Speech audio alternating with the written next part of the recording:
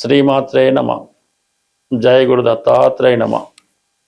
ఈ వీడియోలో మనం కుంభరాశి వారికి మార్చి 8వ తారీఖు నుంచి 15వ తారీఖు మధ్యలో జరిగే వార ఫలాలు పరిశీలించినప్పుడు ఇంచుమించుగా 2 ప్రధాన గ్రహాలు ధనస్థాన సంచారం జరుగుతున్నాయి.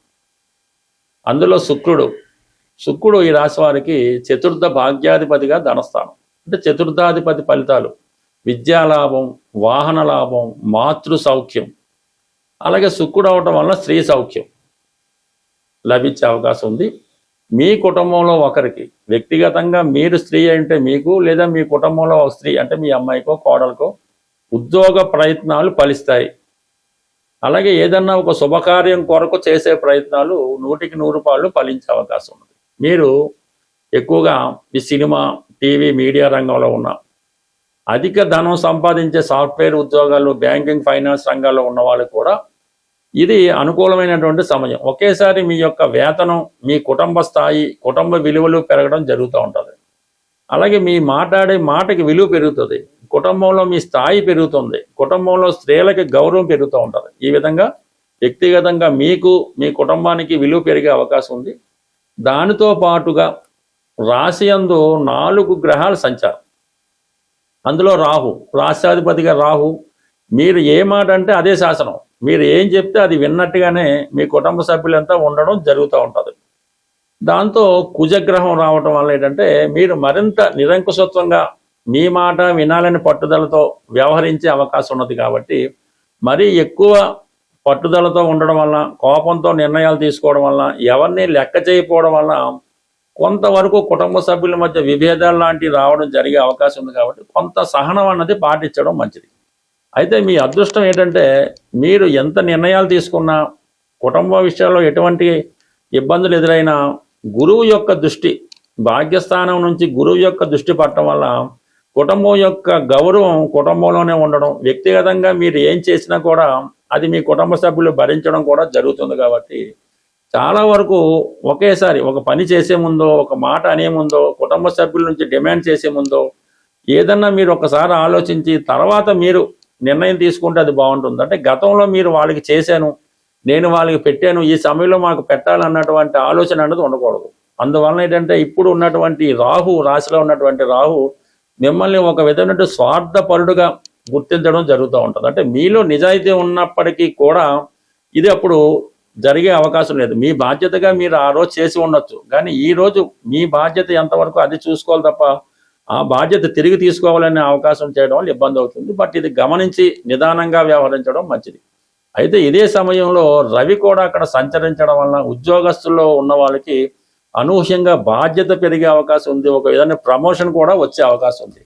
ఎవరైతే నిరుద్యోగులు కొత్త ఉద్యోగం కోసం ప్రయత్నం చేస్తున్నారో వాళ్ళకి క్యాంపస్ సెలక్షన్లో కొత్త ఉద్యోగం కానీ మీ స్థాయికి తగు విధంగా ఉద్యోగ ప్రయత్నాల్లో నెరవేరే అవకాశం ఉంది. ఎందుకంటే ఈ 2 గ్రహాలు మీకు ఉద్యోగంలో అభివృద్ధి, కొత్త ఉద్యోగ ప్రయత్నాలు చాలా వరకు ఈ కుజ అలాగే రవి గ్రహాలు కలగజేసే అవకాశం ఉంది. ప్రధానంగా బుధుడు పంచమాధిపతిగా, అష్టమాధిపతిగా రాశి యందు ఉండడం వలన అనూహ్యంగా మీ యొక్క ఫలితాలు పొందే అవకాశం ఉంది. అంటే మీరు ఒక ఉద్యోగం కొరకు ప్రయత్నం చేస్తున్నారు, లేదు వేరే చోట ధనం కోసం ప్రయత్నం చేస్తున్నారు, లేదా ఒక పదవి కోసం ప్రయత్నం చేస్తున్నారు అని మీరు ప్రయత్నం చేసే విధంగా కాకుండా వేరొక ప్రయత్నం ద్వారా మీ యొక్క ఫలితం నెరవేరే అవకాశం ఉంది. బట్ కానీ ప్రయత్నం మాత్రం నెరవేరుతే అవకాశం ఉంది. ఎక్కడికి వెళ్ళినా సరే మీకు తగిన గుర్తింపు రావడం జరుగుతుంది. మీకు భయపడో, గౌరవించో, ఇంకో విధంగా మీ ఫ్యామిలీ బ్యాక్గ్రౌండ్ చూసో మీకు మీ మాటకు విలువ ఇచ్చి మీరు వెళ్ళిన చోట ఆ పని పూర్తి చేసుకోవడం రావడం జరుగుతూ ఉంటుంది. అంటే ఒకే రాశిలో 4 గ్రహాలు ఉన్నప్పుడు ఆ రాశి యొక్క బలం విపరీతంగా పెరుగుతూ ఉంటుంది. అయితే అందులో ఉన్న శత్రుగ్రహాలు, మిత్రగ్రహాలు బట్టి మీ యొక్క ఆలోచన, ప్రవర్తన తీరు మారుతూ ఉంటుంది. ఇప్పుడు గురువు దృష్టి పట్టడం వల్ల ఏంటంటే అన్నీ మంచిగానే మారడం జరిగింది. కాబట్టి సాధ్యమైనంత వరకు లౌక్యంగా మీరు వెళ్ళిన ప్రతి చోట నిర్ణయాలు తీసుకొని మీ పని మీరు చేసుకుంటే 100కి 100 జీవితంలో మళ్ళా కొత్త ఆదాయం వస్తుంది, కుటుంబ గౌరవం పెరుగుతుంది, ఏదో ఒక శుభకార్యం జరిగే అవకాశం ఉంది. ఈ వారం రోజుల పాటు కుంభరాశిలో కుజుడు, రవి కలిసి సంచరించడం జరుగుతూ ఉంటుంది. అంటే కుంభరాశి సహజ 11వ స్థానం అవటం వల్ల లాభస్థానం అవుతుంది. అంటే కుంభరాశిలోకి వచ్చినటువంటి ఏ గ్రహం అయినా సరే జాతకుడికి లాభాన్ని కలిగించే అవకాశం ఉంటుంది. ఇది ఈ కుజుడు రవి కలిసి ఉన్నది ఒక విజయ యోగం లాంటిది. ఇది ఒక ప్రమోషన్ యోగా అంటారు నాడీ శాస్త్ర ప్రకారం. అంటే ఎవరికైతే ప్రమోషన్ రావాల్సి ఉందో, ఇంటర్వ్యూలో సెలెక్ట్ అయ్యి ఉద్యోగం రావాల్సి ఉందో, లేదంటే కొత్త ఉద్యోగం కొరకు ఎదురు చూస్తున్నారో వారు ఈ వారంలో ఒక చిన్న ప్రయోగం చేయవలసి ఉంటుంది. కుజుడికి ఇష్టమైనటువంటి మంగళవారం రోజు ఆదిత్య ఉదయం పారాయణ చేయాలి. అంటే త్రిసంధ్యల యందు ఉదయం, సాయంకాలం, మధ్యాహ్నం చదవలసి ఉంటుంది. అంటే బాగా గుర్తుపెట్టుకోండి, మంగళవారం రోజు ఆదిత్య ఉదయం చదవాలి. అలాగే ఆదివారం రోజు హనుమాన్ చాలీసా పారాయణ చేయాలి. హనుమాన్ చాలీసా అలాగే 3 సార్లు పారాయణ చేసి, మరి ఆదివారం రోజు ఆంజనేయ స్వామికి అరటిపళ్ళు నైవేద్యం పెట్టాలి. అలాగే మంగళవారం రోజు సూర్య భగవానునికి గోధుమతో చేసిన హల్వా నైవేద్యంగా పెట్టి, ఈ 2 రోజులు మాత్రం శ్రద్ధగా చేయటం వల్ల మీకు అర్హత ఉంటే 100కి 100 ఉద్యోగం అన్నది వచ్చి తీరుతుంది. లేదంటే ఏదన్నా కార్యసాధనలో మీరు విజయం సాధించడం జరుగుతుంది. అంటే సమస్త విద్యలు ఆంజనేయ స్వామికి సూర్య భగవానుడే నేర్పడం జరిగింది. సూర్యుడే మానవుడికి ఏదన్నా ఇవ్వగలడు. అది శమంతకమణి లాంటిది, రోజుకి విపరీతమైనటువంటి బంగారాన్ని ఇచ్చే శమంతకమణి కూడా సూర్య భగవానుడు ఇచ్చిందే. అలాగే అక్షయ పాత్ర, ఇవన్నీ కూడా ఏదన్నా అటు ఐశ్వర్యం ఇవ్వాలన్నా, అటు ఆరోగ్యం ఇవ్వాలన్నా కూడా సూర్య భగవానుడు ఒక్కడు మాత్రమే ఇవ్వగలడు.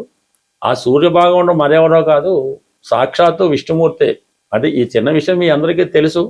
బట్ ఒక పరిహారం నిమిత్తం ఎవరైతే ఇప్పుడు నిరుద్యోగులు ఉద్యోగం కొరకు ఎదురు చూస్తున్నారో వారి చిన్నపాటి రెమెడీ మీరు చేసి చూడండి.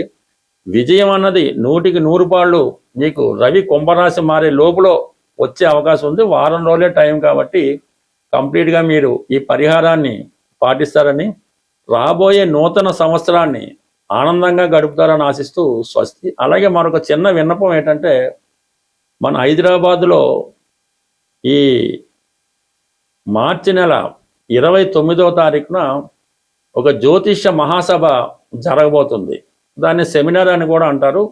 అది హైదరాబాద్లో సుందరయ్య విజ్ఞాన కేంద్రం బాకలింగపల్లిలో ఉంటుంది. దాంట్లో పాల్గొనే అవకాశం ఉన్న వాళ్ళు ఎవరన్నా పాల్గొనాలని ఇంట్రెస్ట్ ఉంటే కంపల్సరీగా మీ నేమ్ రిజిస్టర్ చేసుకోవడం మంచిది. దీనికి ఎటువంటి ఫీజు మీరు చెల్లించక్కర్లేదు.